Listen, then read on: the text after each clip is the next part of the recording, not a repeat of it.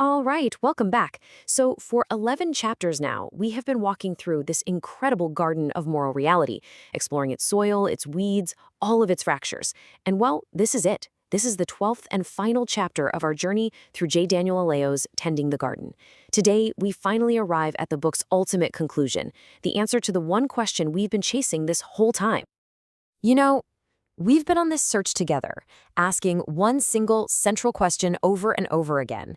In a world that feels so morally confusing and in our own lives where we fail, what actually holds? What can possibly bear the weight when all our own frameworks just seem to crack?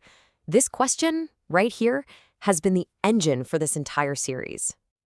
So before we get to the book's big answer, let's do a super quick recap of the problem we've laid out. First things first, we've established that morality isn't just, your personal preference or some social construct. Alejos makes the case that it's a real, objective thing, with actual oughts woven right into the fabric of the universe. Okay, second point. While morality itself is real, our internal compass for navigating it, it's broken. Our sincerity, our best intentions, they're just not enough to guarantee we find true north. The truth is, we get lost. And when we get lost, the consequences are absolutely devastating.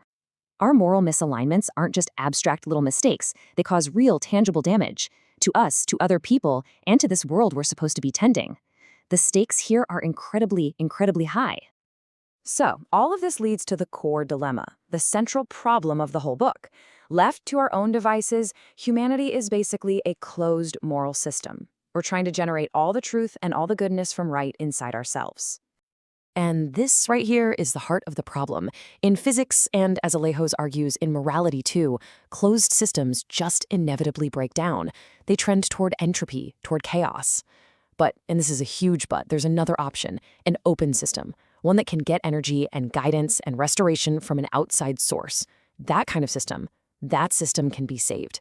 This single idea is the hinge on which the entire conclusion of the book turns.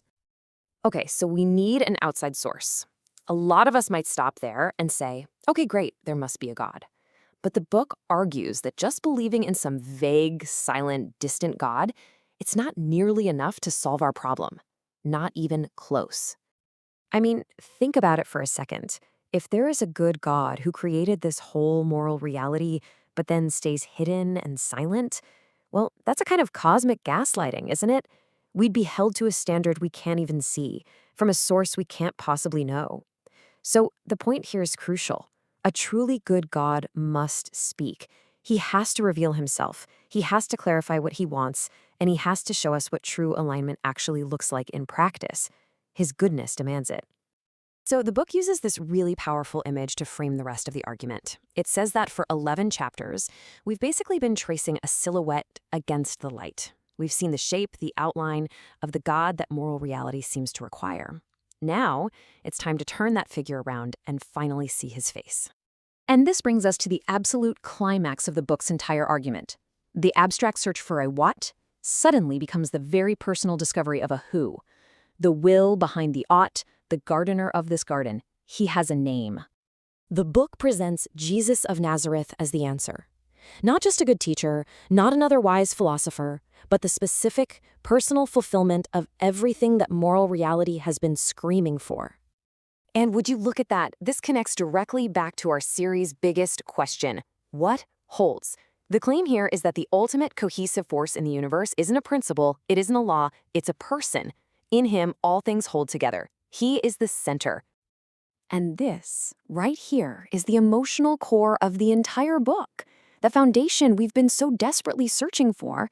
It isn't a cold, abstract concept. It's a person who can actually hold us. The truth isn't just some floor to stand on. It's someone with arms who can pick you up when you fall. So, if Jesus is the one who holds, how does he do it? How does he possibly resolve all those impossible tensions that just break the rest of us? Alejos argues that Christ is unique because he embodies all the moral tensions that we just can't seem to resolve on our own. For instance, think about justice and mercy. He holds them together by upholding the law perfectly and then bearing its penalty himself. Or authority and servanthood. He washes his disciples' feet with the very same hands that rule the universe. The book basically presents him as the only one who has ever lived moral reality to its absolute fullest without a single contradiction. And this is exactly why it matters so much that the answer is a person and not just a proposition. A set of rules, sure, it can be memorized, but it can't walk with you through a crisis. A philosophical truth might help you see clearly, but it can't forgive you when you mess up. A proposition simply cannot bear your weight. Only a person can do that. Which brings us to this idea of grace. And grace isn't God just deciding the rules don't matter anymore. It's not a loophole. The book defines grace as God himself in the person of Christ, absorbing the full, crushing cost of our moral failure. He doesn't lower the standard, he fulfills it perfectly and then takes the penalty for our inability to do the same. And when you understand grace like that, it shifts everything. It's no longer a one-time transaction, it becomes an ongoing personal relationship. It's an invitation not just to be rescued, but to actually walk with the rescuer. This leads to a fundamental reframing of our own needs. So often, we see our need for help, for guidance, as a weakness, a flaw. But the book argues it was always part of our design. We were made to be in relationship, to be held. So returning to that dependence isn't a failure, it's a homecoming. It's getting back to our original blueprint. So what does it look like to follow Christ then? Well, it's not about gritting your teeth and just trying harder to be perfect. It is not a performance. Discipleship is presented as the daily practice of learning to walk with him, of listening to him and allowing the gardener to tend the garden of your life right alongside you.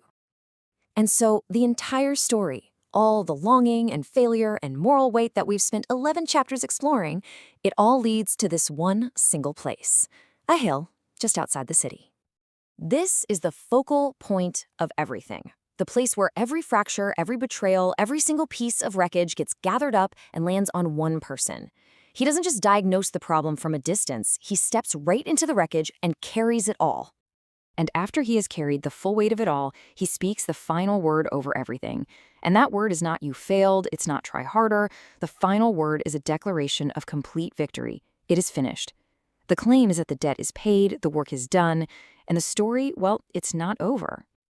And so, this is where we end our journey. According to the book, the moral reality that you long for has a face. The source of all goodness has a name. The gardener has stepped into his own broken garden to make everything new.